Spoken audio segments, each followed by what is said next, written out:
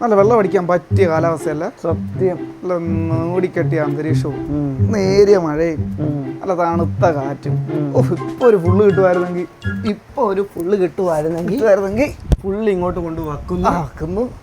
Full ഇങ്ങനെ പൊട്ടിക്കുന്നു. 2 glass എടുത്ത് മേശപ്പുറത്തോട്ട് വെക്കുന്നു.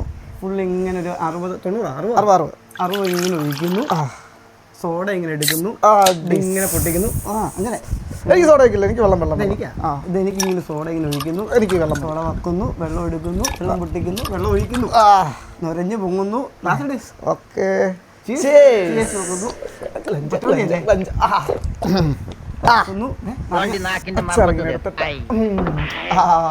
നക്കിയോ?